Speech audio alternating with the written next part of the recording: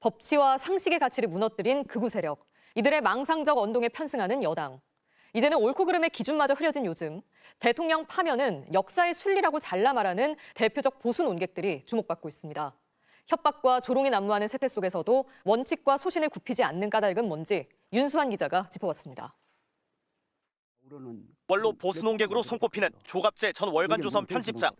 12.3 비상계엄 직후부터 윤석열 대통령은 역적이고 국민의힘은 이적단체라며 강도 높게 비판했습니다. 오늘은 대통령 파면이 역사의 순리라고 말했습니다. 계엄 사태의 본질은 윤석열 대통령의 민주공화국에 대한 공격이고, 그런 점에서 역사 발전에 대한 반동이라고 할 것입니다. 윤석열 정권에 감싸기만 해왔던 김진 전 중앙일보 논설위원도 전혀 다른 말을 하고 있습니다. 헌법재판관들의 만장일치 파면을 장담하며 그렇지 않으면 혁명 수준의 민중항쟁이 일어날 거라 우려합니다. 8대 0으로 파면이 되는 것이 명약관화한 것처럼, 만약에 그 반대 때 그런 제2의 4.19가 일어나는 것은 명명백백합니다. 하지만 보수 대표 논객들의 일관된 비판은 그야말로 헌법적 상식의 귀결일 뿐입니다. 내란 우두머리 혐의자가 대통령과 국군 통수권자를 겸하는 상황은 좀비 영화에서도 상상하기 어렵습니다. 계엄 옹호론자들을 향해 이념이 아닌 진영의 노예들이라 일갈한 정규재 전 한국경제 주필. 음모론 전파에 앞장서는 대통령과 극우에 잘 보이려 애쓰는 여당을 보며 독재 파시즘의 막이 올랐다고 걱정합니다. 전부 사실 음모론으로 구성되어 있거든요. 이 연설들이 나오면서 보수를 불을 지르고 파시스트적 열정을 지금 깨어나게 하고 있는 겁니다. 광기 어린 폭력과 테러의 북한에서도 법치와 자유를 신봉하는 보수의 가치가 아직 실종되지 않았음을 일깨웁니다.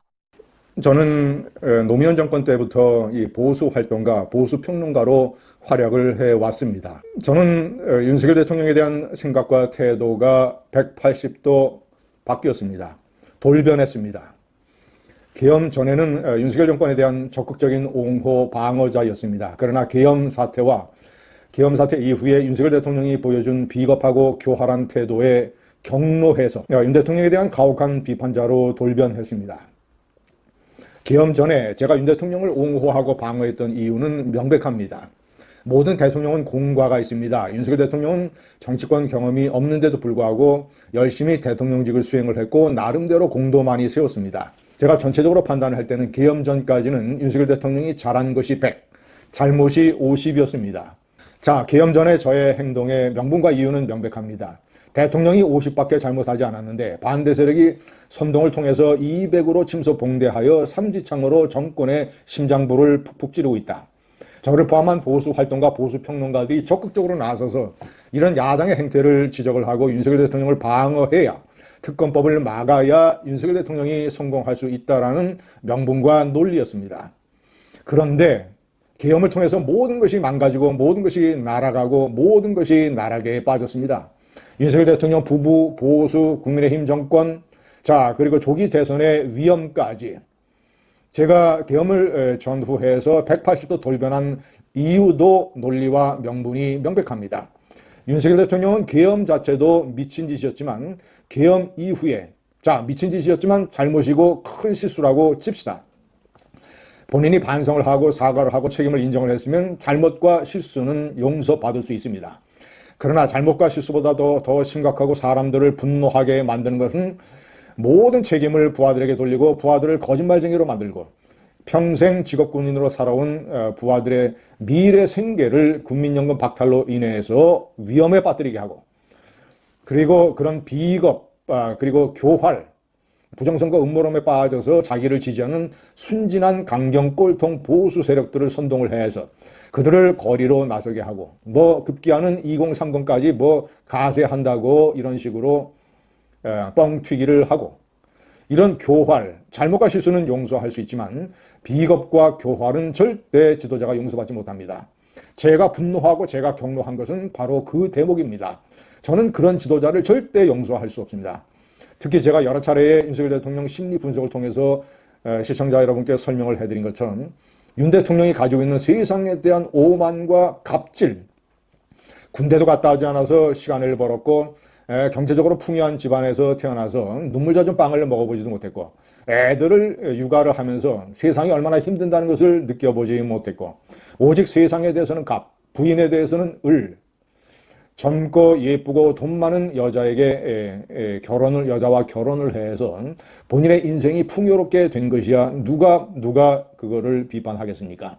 그런데 마누라와 국가를 분리해서 생각을 해야 되고 공과 사를 철저히 구분을 해야 되고 마누라보다는 국가를 앞에 둬야 되는데 부인의 그런 오지랖 넓은 성격을 알았더라면 철저히 단속을 하든가 아니면 아예 대통령 출마를 하지 말든가 어떻게 해서 세운 보수 정권인데 얼마나 많은 사람들이 피와 땀과 눈물을 흘려가면서 되찾은 보수 정권인데 부인의 국정농단, 부인의 오지랖, 국정원자에게 문자를 보내는 시청자 여러분, 트럼프 대통령의 부인 멜라니아 여사가 미국 CIA 국장에게 문자를 보냈다고 하면 더군다나 계엄 전날 보냈다고 하면 미국 언론과 사회가 그 트럼프 정권을 어떻게 놔두겠습니까? 김건희 여사는 버젓이 국정원장에게 계엄 전날 문자를 보냈고 이런저런 사람과 통화한 것이 부지기수고 명태균 게이트에서 드러나는 것 보면 얼마나 그가 가벼운 오지랖으로 국정을 농단을 했는지 드러나지는 않았지만 인사 개입도 많을 것으로 추정을 합니다. 이 모든 것을 다 포함을 했을 때 부인 단속도 제대로 못하고 본인은 부하들을 전부 다 거짓말쟁이로 만드는 비겁을 보인 윤석열 대통령의 계엄과 계엄 이후의 행태는 잘못으로 따지면 1000입니다. 1000.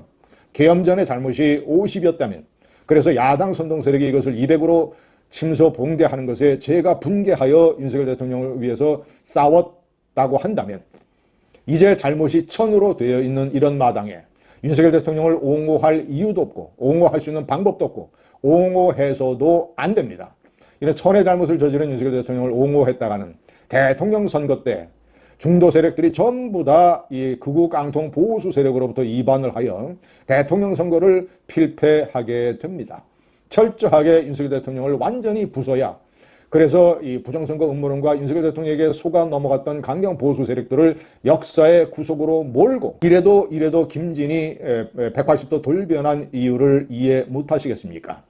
돌변해야 되며 돌변하는 것이 마땅하며 제가 평생을 통해서 언론인 생활을 전 기간을 통해서 싸웠던 보수 가치의 수호 그런 맥락과 그런 명분과 그런 논리의 연장선상에서 윤석열 대통령을 완벽하게 부수고 완벽하게 버려야 새로운 보수를 재건할 수 있고 합리적인 보수가 전면에 나서는 보수 재편이 가능합니다.